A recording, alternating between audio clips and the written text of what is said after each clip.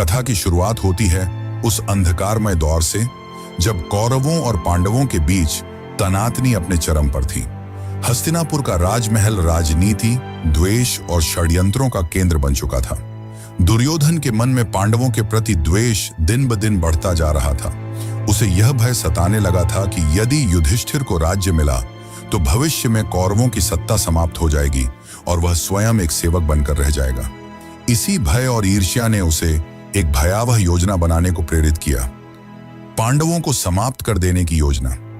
भीष्म पितामह ने जब धृतराष्ट्र को युधिष्ठिर के राज्याभिषेक का सुझाव दिया, तब दुर्योधन ने धृतराष्ट्र के मन में विष भर दिया। उसने कहा, यदि एक बार युधिष्ठिर राजा बन गया तो फिर कभी यह राज्य हमारे पास नहीं लौटेगा। धृतराष्ट्र युधिष्ठिर को योग्य मानते थे, लेकिन दुर्योधन के आग्रह के सामने वह असहाय हो गए और पांडवों को वाराणावत भेजने का निर्णय ले लिया। लेकिन यह सिर्फ एक यात्रा नहीं थी, यह एक घातक जाल था। दुर्योधन ने वाराणावत में एक महल बनवाया, ऐसा महल जो बाहर से तो वैभवशाली दिखता था, लेकिन भीतर से एक अग्निपाश था। लाक्षागृह यानी वह भवन लाख, चर्बी, सूखी घास और अन्य ज्वलनशील वस्तुओं से बना था। उसका इरादा था कि एक रात जब पांडव गहरी नींद में हों, उस महल को आग लगाकर उन्हें सदा के लिए समाप्त कर दिया जाए। लेकिन नियति ने इस षड्यंत्र को असफल करने के लिए एक और योजना रची थी और उसमें शामिल थे विदुर। उन्हें इस षड्यंत्र का आभास हुआ और उन्होंने पांडवों को गूढ़ संकेतों में आगाह किया। विदुर ने सुरंग खुदवाने वाले कारीगर को भेजा और कहा कि एक गुप्त रास्ता वन तक बनवा लिया जाए ताकि आपातकाल में जीवन बचाया जा सके। फिर वह रात आई जब पुरोचन ने महल को अग्नि के हवाले करने की योजना बनाई, लेकिन इस योजना से पहले ही भीम ने प्रतिकार किया। अग्नि वहीं फैली, लेकिन अपने साथ पुरोचन उसकी योजना और निर्दोष भीलनी को भी ले गई। उधर पांडव सुरक्षित सुरंग से निकलकर हिंडनी नदी के किनारे पहुंचे और विदुर द्वारा भेजी गई नौका में सवार होकर दूर एक घने जंगल में जा पहुंचे।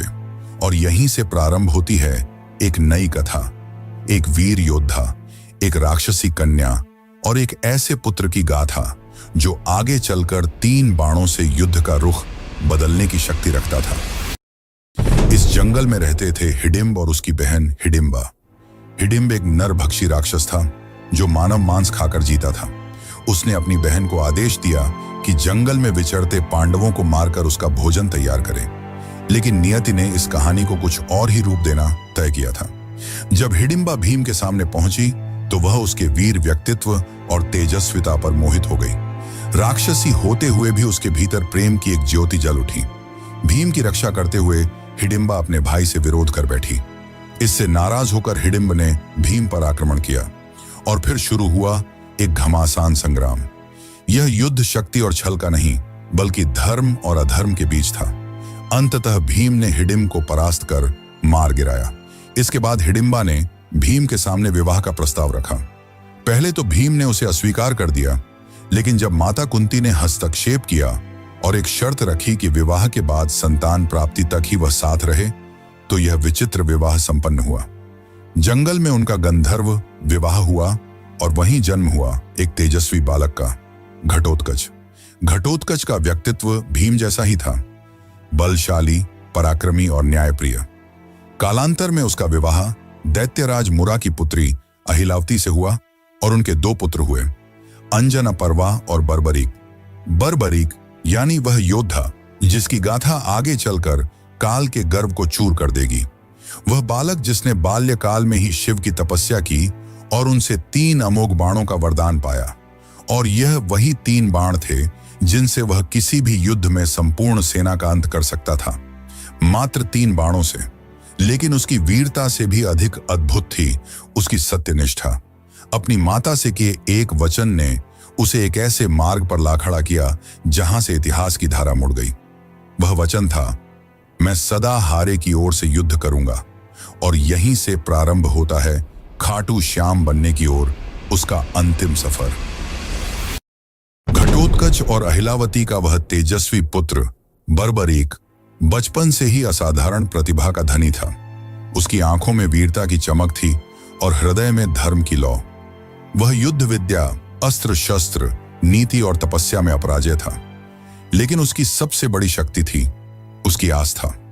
जब वह थोड़ा बड़ा हुआ, उसकी माता अहिलावती ने उसे एक दिव्य उद्देश्य के लिए तैयार किया। उन्होंने उसे भगवान शिव की कठोर तपस्या करने को प्रेरित किया।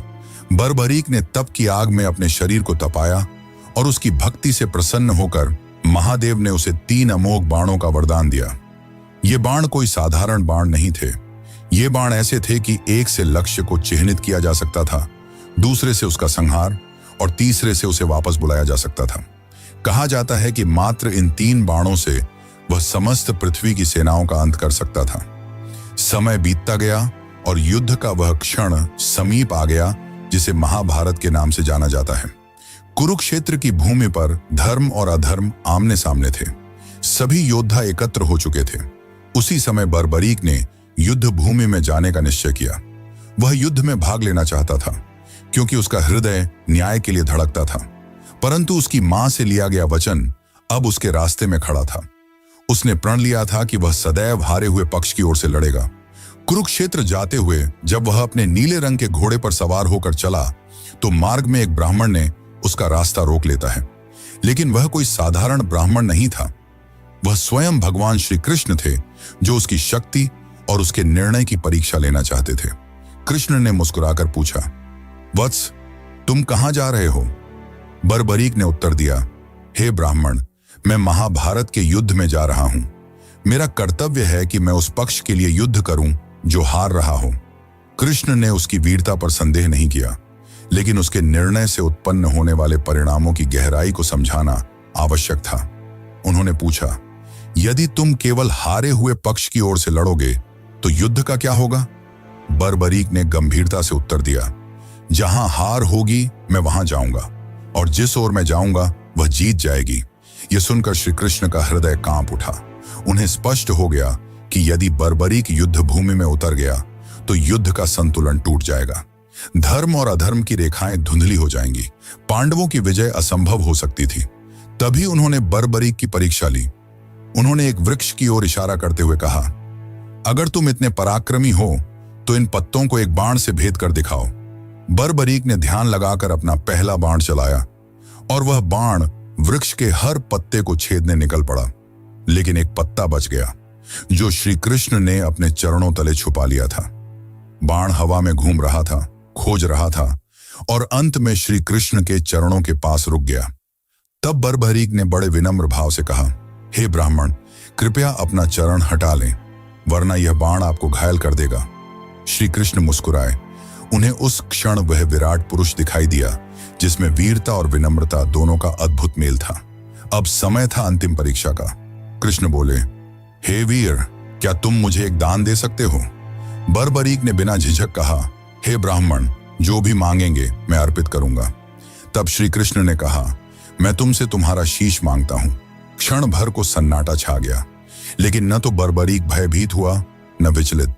उसने बस एक आग्रह किया, हे ब्राह्मण, आप अपने असली रूप में प्रकट हों, क्योंकि ऐसा दान कोई सामान्य व्यक्ति नहीं मांग सकता।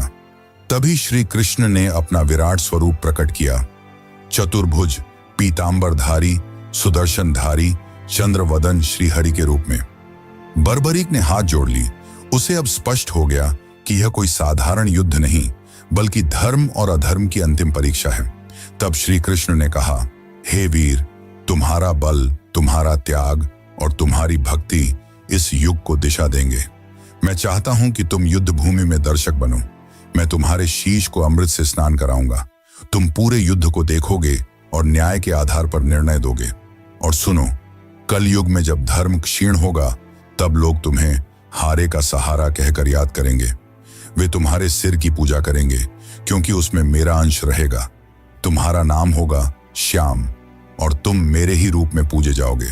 श्री कृष्ण ने अपने हाथों से उसका शीश लिया और उसे युद्ध भूमि की एक ऊंची पहाड़ी पर स्थापित किया, जहां से उसने महाभारत का संपूर्ण युद्ध देखा, न्याय की दृष्टि से, बिना किसी पक्षपात के। और इस प्रकार जन्म हुआ खाटू श्याम का।